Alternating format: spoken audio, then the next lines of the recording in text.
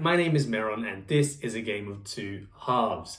The summer transfer window is closed, done. No more incomings for the Premier League clubs, and I'll be analysing the most interesting transfer from the summer transfer window for each Premier League club.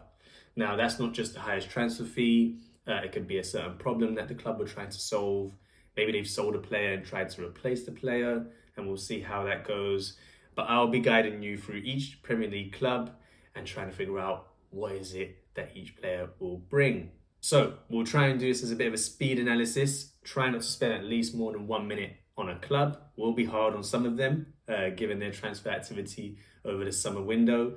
But we'll be starting off with Arsenal.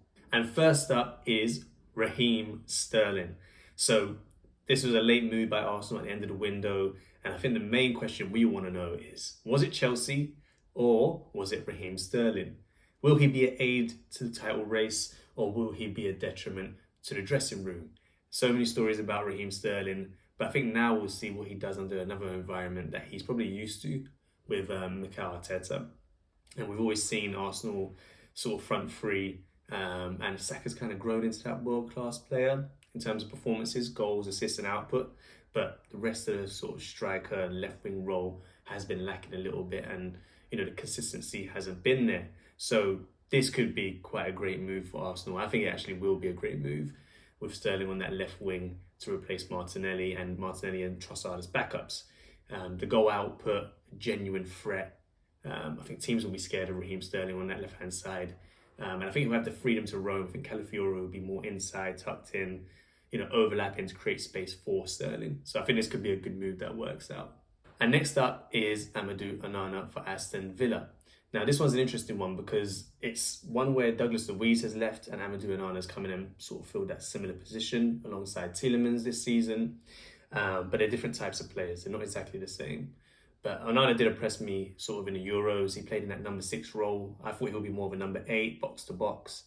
And he might be given license to do that by Emery this season. But I feel that Emery will need a tactical tweak. I don't think they're the same kind of player. I think that he'll need to get it through the thirds a bit differently than he did last season.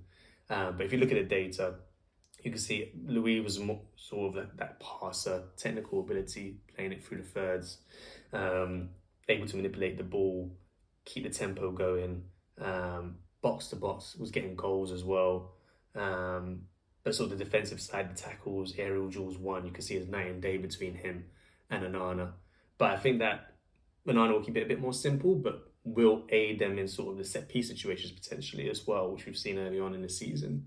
But yeah, it'll be interesting to see if there's any sort of tactical tweak from Emery in terms of how they progress the ball throughout the thirds. But I think it will be a good signing regardless, no doubt on that. Next up is Bournemouth and the signing of Evan Nilsson. This one's interesting just because the most obvious question is, can he replace Dominic Solanke's impact? Dominic Solanke had a great season last season, but this player has a bit of a sort of a pedigree in Europe that maybe Solanke didn't have. Probably done it over more seasons, but just hasn't done it in the Premier League. 60 goals, 21 assists in 154 games for Porto. Creator as well as a goal scorer, that indicates to me. Goals in the Champions League. Seems like he don't mind dropping in like Solanke did and linking play. But we'll see how he does in the sort of Premier League, adapting to a new league, new country, new pace of the game. Seems to have been a threat in the early games that I've seen him in. But we'll see how he does. Can he replace the goals that Solanke had? Because that will keep Bournemouth in that fight for the top half. On to Brentford and the signing of Fabio Carvalho. Can he finally fulfill sort of that potential that we've seen in him? I think this is interesting because also Brentford are sort of undergoing a bit of transition from that Tony, long ball, direct sort of football. The likes of Sepp van der Berg at centre back, Visser and Momo, Schade was there as well last season integrated. I think this will be one where, Thomas Frank's trying to sort of manipulate the team and transition it to a more of a football, playing it through the thirds team. I don't think they'll be afraid of going and direct, but can Carvalho be that linchpin, be that player that grows sort of output in his game and shows he can do it in the Premier League, and do it consistently as well.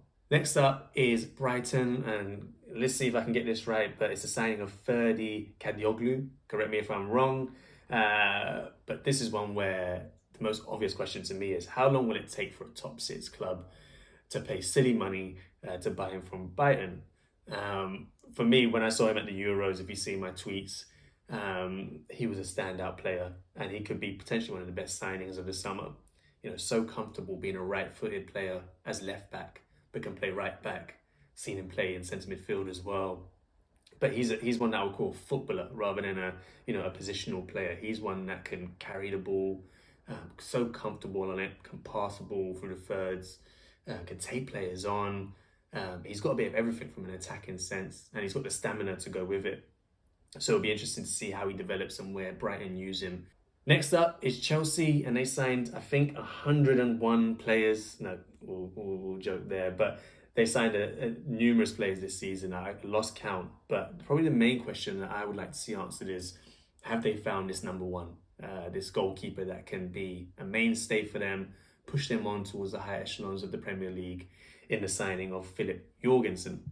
Now, he's only had one real full season, I think, at Villarreal in La Liga, which points to another one of the potentials that they're trying to buy. And you could argue Sancho could be another interesting signing as well. But I think this is one where David Sanchez hasn't really convinced me of being a number one. Seems to flap a bit across his, not the best shot stopper, and can make sort of the mistakes with the ball at his feet.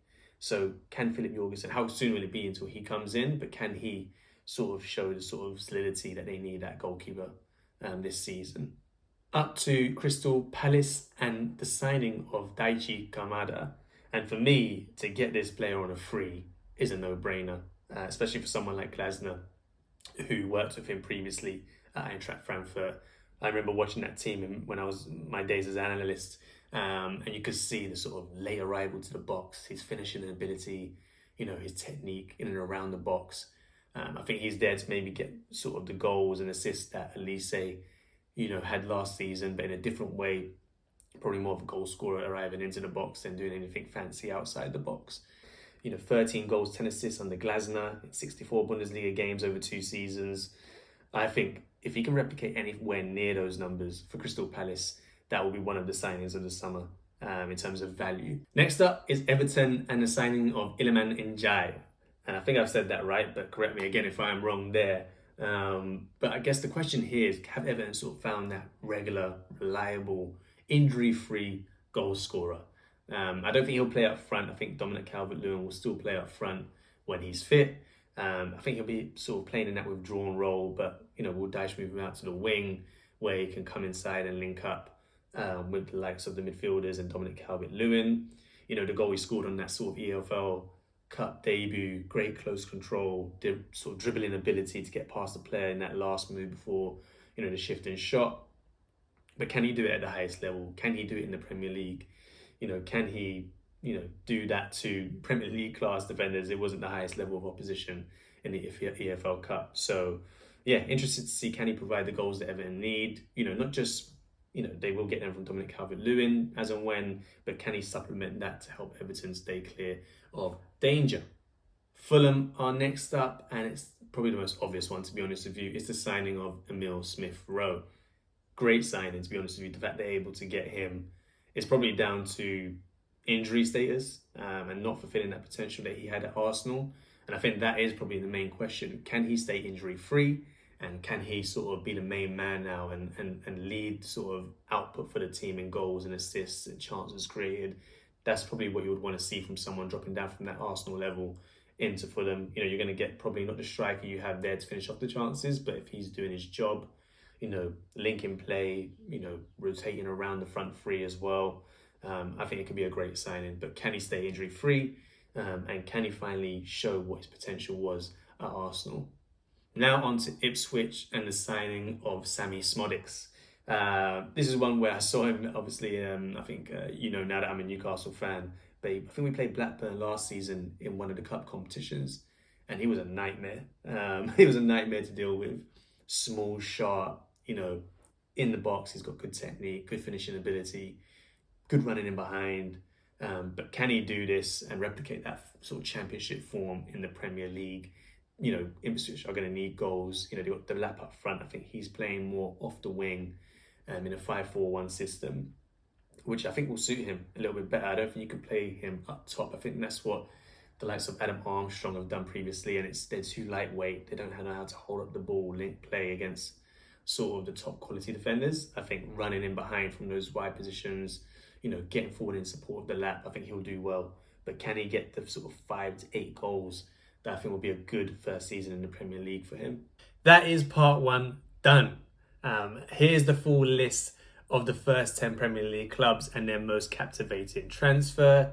I'm sure you will agree with all of my picks, but if not, throw your picks in the comments below and let's start a little conversation there. Join me in part 2 for the remaining 10 Premier League clubs, as well as a bonus pick for my personal favourite from the 20 players chosen. So see you in the next episode.